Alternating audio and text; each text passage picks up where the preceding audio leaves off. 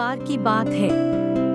रमा अपने बेटे की शादी के लिए सुमन नाम की लड़की देखने गई। सुमन के घर पहुंचकर उनको पता चला कि वह बच्चों को ट्यूशन भी पढ़ाती है। रमा के बेटे और सुमन के बीच बात के बाद रमा ने सुमन से कहा कि हम नहीं चाहते कि हमारी बहू बच्चों को पढ़ाए, इसलिए शादी के बाद सुमन को बच्चों को ट्यूशन पढ़ाना बंद करना होगा।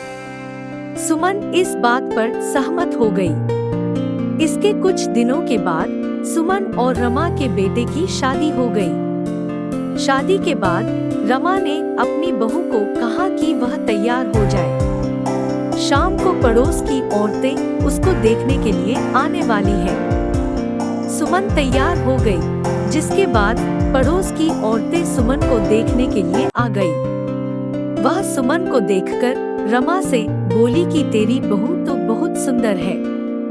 एक औरत ने पूछा, क्या यह नौकरी भी करती है? रमा ने बताया कि शादी से पहले वह बच्चों को ट्यूशन पढ़ाती थी, लेकिन अब यह नहीं पढ़ाती है। मेरा बेटा अच्छा कमाता है, इसलिए उसको काम करने की जरूरत नहीं है। इस पर पड़ोस की औरत ने कहा कि मेरी बहू भी तो कंपनी में काम करती है। उसने रमा को कहा कि उसको भी अपनी बहू को काम करने देना चाहिए। रमा ने उनकी बात को अनसुना कर दिया। कुछ दिन बाद रमा का छोटा बेटा हरीश अपने परीक्षा में फेल हो गया। इस पर रमा ने उसको बहुत डांटा। सुमन ने अपनी सास को बोला कि अब वह हरीश को पढ़ाएगी। रमा ने बोला कि हरीश को वह कितना ही पढ़ा ले, लेकिन वह पास नहीं होगा, क्योंकि वह पढ़ाई में ध्यान नहीं देता। इसके बाद सुमन हरीश को रोज पढ़ाने लगी। हरीश को अपनी भाभी का पढ़ाया हुआ अच्छे से आने लगा। इसके कुछ दिनों के बाद हरीश के दोबारा परीक्षा हुए।